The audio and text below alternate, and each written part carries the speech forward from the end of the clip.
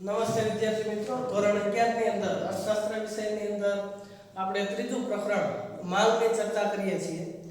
એની અંદર છેલ્લે આપણે માંગનું વિસ્તરણ અને સંકોચન, તો કે કિંમતના વધારા ઘટાડાથી બરોબર કિંમતમાં વધારો થયો હોય તો એને કારણે માંગમાં ઘટાડો થયો હોય, બરોબર કિંમત વધી હોય અને માંગ ઘટી હોય તો એને માંગનું સંકોચન કહેવાય. જ્યારે કિંમત ઘટે અને માંગ વધી હોય તો એને માંગનું વિસ્તરણ કહેવાય. આવું આપણે ભણ્યા હતા. ત્યાર પછી કિંમત સ્થિર હોય એકદમ અને અન્ય પરિબળોને કારણે માંગમાં વધારો થયો હોય તો એને માંગનો વધારો કહેવાય, અને કિંમત સ્થિર હોય અને અન્ય પરિબળોને કારણે માંગ ઘટી હોય તો એને માંગનો ઘટાડો કહેવાય. તો જ્યારે માંગનું વિસ્તરણ કે સંકોચન થાય ત્યારે માંગ રેખામાં કોઈ ફેરફાર થતો નથી. જે માંગ રેખા હોય એ એમનેમ સ્થિર રહે, પણ કિંમત સિવાયના પરિબળો હોય એને કારણે છે એ ફેરફાર થાય માંગમાં. તો માંગ રેખા છે જો માંગમાં વધારો થયો હોય તો એ છે જમણી બાજુ ખસે, અને જો માંગમાં ઘટાડો થયો હોય તો માંગ રેખા મૂળ માંગ રેખાથી ડાબી બાજુ ખસે. આવું આપણે ભણ્યા હતા. તો આજે છે એ વ્યક્તિગત માંગ અને બજાર માંગ એનો અભ્યાસ કરશું. તો વ્યક્તિગત માંગ કોને કહેવાય?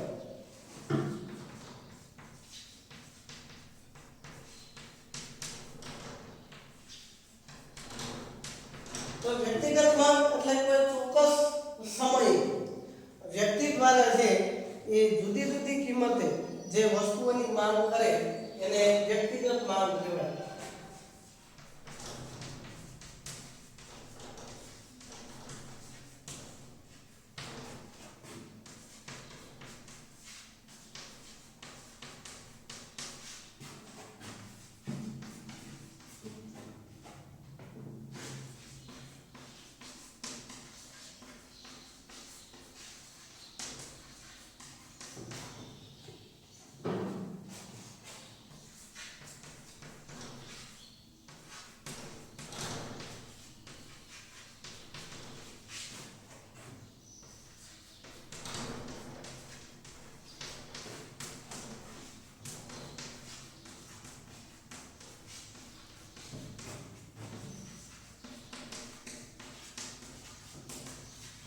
બરોબર, ચોક્કસ સમયે કોઈ વ્યક્તિ દ્વારા જુદી જુદી કિંમતે જેટલી વસ્તુઓની માંગ કરે, બરોબર કોઈ વ્યક્તિ છે એ અલગ અલગ કોઈ પણ વ્યક્તિ હોય અલગ અલગ કિંમતે જે અલગ અલગ વસ્તુઓની માંગ કરતો હોય.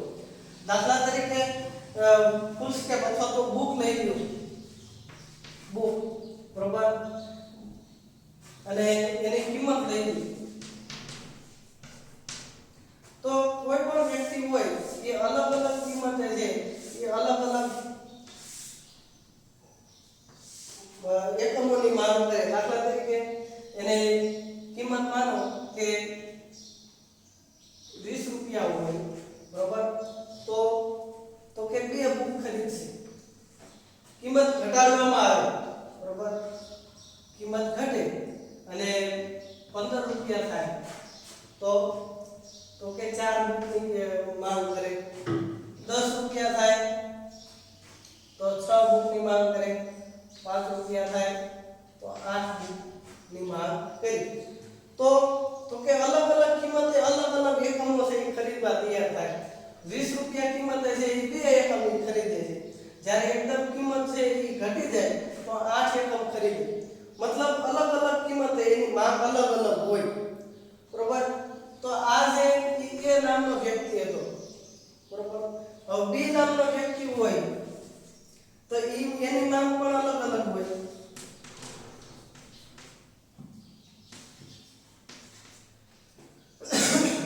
માનો કે એ 20 રૂપિયા કિંમતે છે એ 1 એકમ ખરીદે, બરોબર. ત્યાર પછી તો કે 15 રૂપિયા છે એની કિંમત 5 રૂપિયા ઘટાડે તો એ 15 રૂપિયા છે એ 2 એકમ ખરીદવા તૈયાર થાય છે.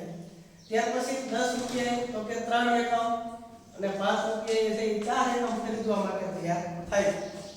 મતલબ તો કે એને છે એ આની કરતા છે એ આવક ઓછી છે, અથવા તો એને છે એ આમાંથી જેટલો સંતોષ મળે એ કરતા એને ઓછો મળતો હોય કોઈ પણ કારણે છે, તો એ અલગ અલગ કિંમતે અલગ અલગ એકમ છે ખરીદવા તૈયાર થાય.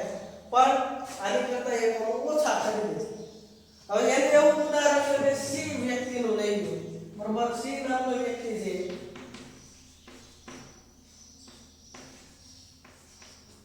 હવે ઈ છે એ 20 રૂપિયા એકમે છે, 20 રૂપિયા કિંમતે છે એ 4 એકમ બુક ખરીદે છે, બરોબર.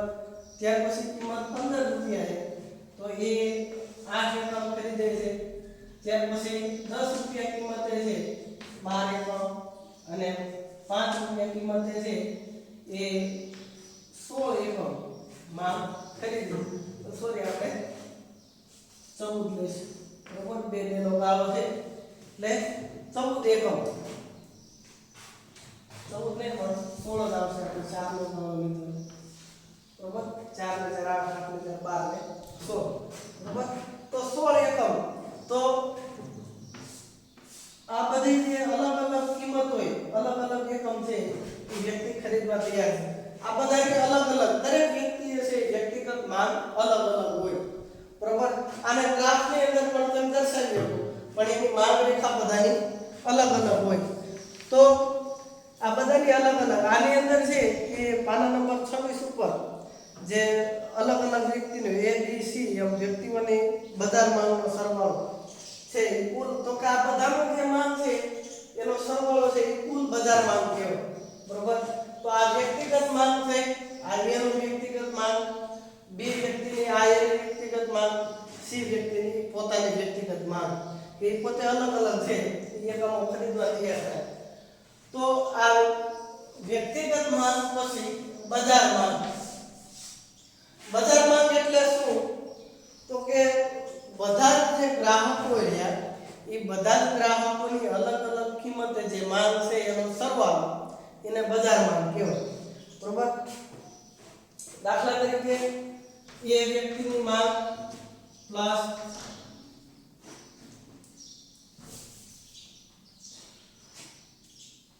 એ વ્યક્તિની માંગ પ્લસ બી વ્યક્તિની માંગ પ્લસ સી વ્યક્તિની માંગ, બરોબર.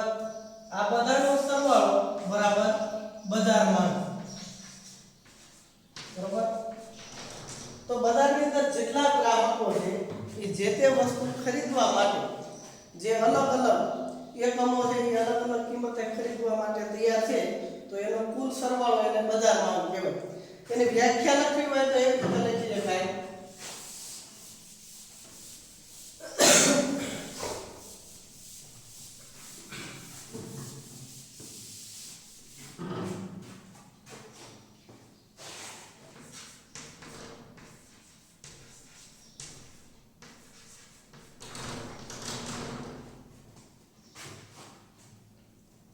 બજાર માંગ એટલે તો કે બજારમાં તમામ વ્યક્તિ દ્વારા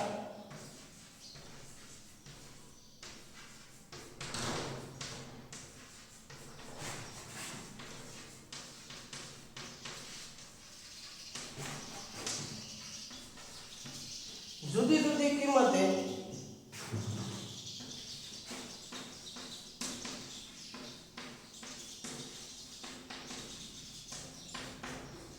જે વસ્તુઓનો જથ્થો અથવા તો વસ્તુઓની જે માંગનો સરવાળો છે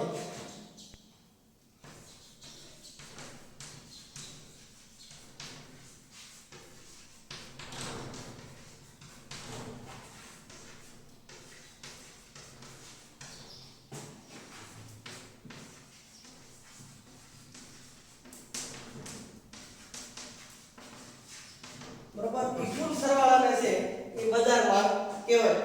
હવે આને આપણે વ્યવસ્થિત સમજવું હોય, બરોબર. તો એને છે બી વ્યક્તિને આપણે કિંમત છે એની જ રાખી અને ફક્ત આ જ રાખી.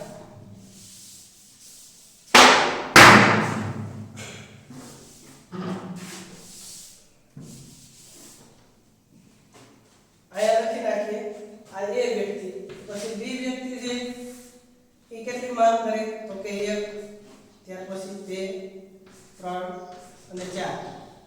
સી વ્યક્તિ છે એ 4, 8, 12 અને 16, બરોબર.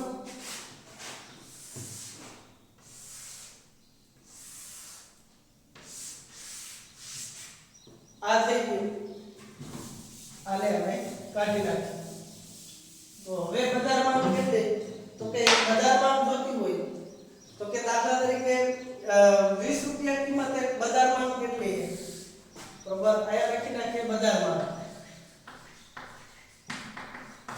બરોબર 20 રૂપિયા કિંમતે વ્યાખ્યા શું છે બજારમાં તમામ વ્યક્તિ દ્વારા જુદી જુદી કિંમતે થતો સરવાળો વસ્તુઓનો એને બજાર માંગ કહેવાય તો કે 20 રૂપિયા કિંમતે કેટલી બુક છે ખરીદાય છે આ એ વ્યક્તિ છે બરોબર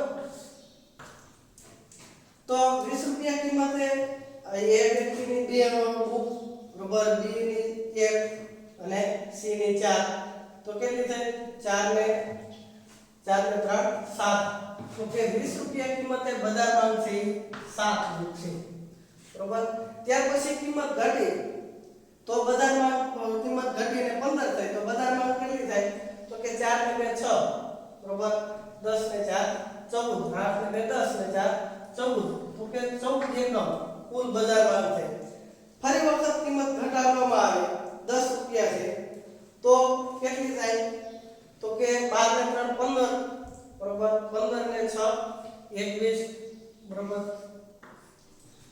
ત્યાર પછી 5 રૂપિયા કિંમત થાય તો બજારમાં કેટલી થાય 16 ને 4 20 ને 8 28 તો આ છે એ કુલ બજાર માંગ થઈ ગયો બરોબર આને જે ગ્રાફ ઉપર પણ તમે દર્શાવી શકો આપણે અલગ ઉદાહરણ લીધું છે આની અંદર છે A B C એ ત્રણે વ્યક્તિઓના અને એના ગ્રાફ પણ આપેલા આપણે ગ્રાફ નથી દોરતા ગ્રાફમાં ખાસ એટલું બધું કાંઈ હોય નહીં જે આ એકમો આપણે અગાઉ દોરે એ પ્રમાણે જ હોય તો આ ત્રણેયના ગ્રાફ પણ દોરો તો એ ત્રણેયનો ગ્રાફ કેવો મળે તો કે સામાન્ય રીતે માંગ રેખાનો ઢાળ કેવો હોય તો કે ઋણ ઢાળ હોય બરોબર માંગ રેખા હંમેશા છે એ ઋણ ઢાળ વાળી મળે ત્યાર પછી હવે આગળ ચર્ચા કરીએ તો એની અંદર છે માંગની મૂલ્ય સાપેક્ષતા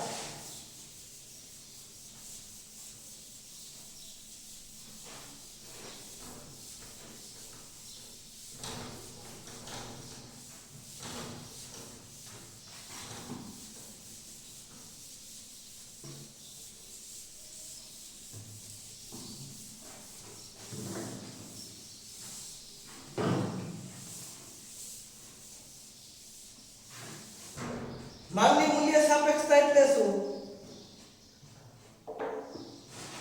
માંગની મૂલ્ય સાપેક્ષતાના 5 પ્રકાર છે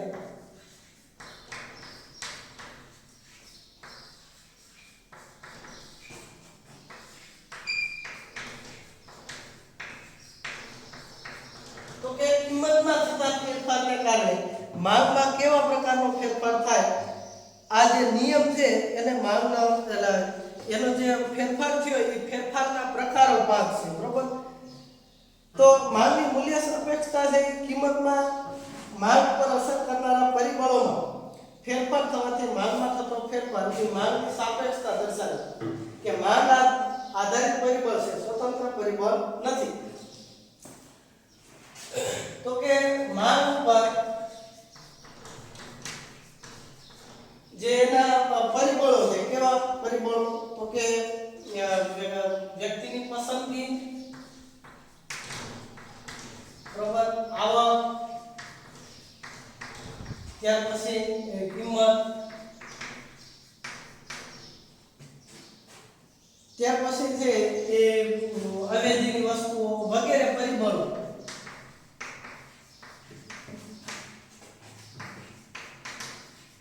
માંગમાં જે ફેરફાર થાય બરોબર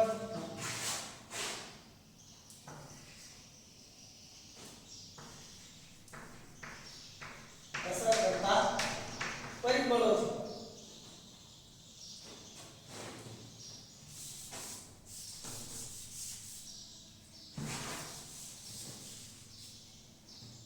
ડાયરેક્ટ લખી નાખીએ માંગને અસર કરતા પરિબળો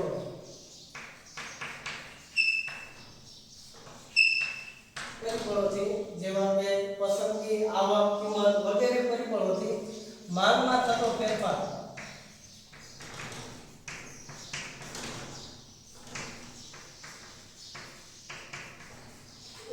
માંગની મૂલ્ય સાપેક્ષતા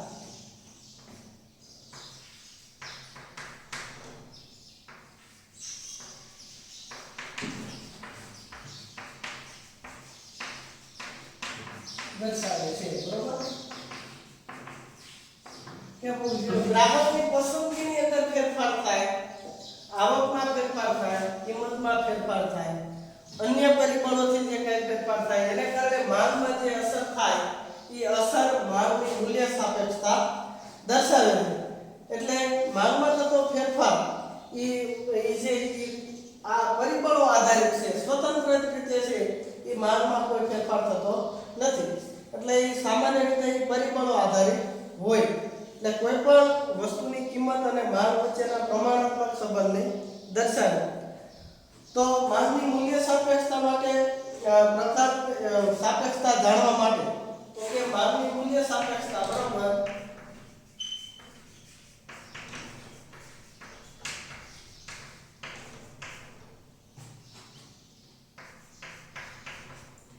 તો કે કિંમતમાં થતો ટકાવારી ફેરફાર અથવા તો માંગમાં થતો ફેરફાર અને છેદમાં કિંમતમાં તો કે માંગમાં થતો ફેરફાર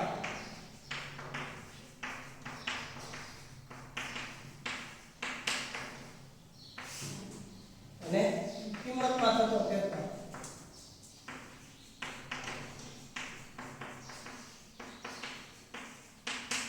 આને દ્વારા જે માંગનું મૂલ્ય સાપેક્ષતા જાણી શકાય બરોબર કે માંગની અંદર કેવો ફેરફાર થશે. હવે જો કિંમતને કારણે ફેરફાર થયો હોય તો કિંમત લેવાની, આવકને કારણે ફેરફાર થયો હોય તો અહીંયા શું લેશું? આવક લખશું. આ કિંમતની જગ્યાએ આવક કરી નાખો બરોબર. તો માંગની મૂલ્ય માંગની છે આવક સાપેક્ષતા થાય, મૂલ્યને બદલે આવક થઈ જાય, આવક સાપેક્ષતા. તો કે માંગમાં થતો ફેરફાર આવકમાં થતો ફેરફાર. પસંદગી અથવા તો એના કોઈ અન્ય પરિબળો હોય તો એ પરિબળોને છે એ છેદમાં લેવાનું. હવે એને સામાન્ય રીતે કિંમતમાં 1% નો ફેરફાર થયો હોય બરોબર, કિંમતની અંદર 1% નો ફેરફાર થયો હોય અને માંગની અંદર છે એ 5% નો ફેરફાર થયો હોય બરોબર. તો એ આવી રીતે લખાય તો કે 5 ભાગ્યા 1 તો એ કેટલા આવે? 5. તો એને સામાન્ય રીતે છે માનાંકમાં 5 દર્શાવવામાં આવે. હવે માંગની અંદર જે કંઈ ફેરફાર થયો મૂલ્ય સાપેક્ષતા એનો કોઈ એકમ કે લીટર મીટર કે એવું કોઈ એકમ નથી, પણ માનાંકમાં શું ધારકમાં દર્શાવે. માંગની મૂલ્ય સાપેક્ષતા કેટલી? તો કે 5 એકમ અથવા તો 5 ગણા બરોબર. કે કિંમતની અંદર એક એકમનો ફેરફાર થાય છે, 1% ફેરફાર થાય એટલે માંગની અંદર 5 એકમ કે 5% ફેરફાર થશે. તો એ કિંમતમાં ફેરફાર થવાથી માંગ પર કેવી અસર થશે એ માંગની મૂલ્ય સાપેક્ષતા દ્વારા જાણી શકાય. આ ઉપરાંત માંગની મૂલ્ય સાપેક્ષતા અને માર્શલે જે આપેલી વ્યાખ્યા બરોબર એ બધું છે એ પછીના લેક્ચરની અંદર જોઈશું.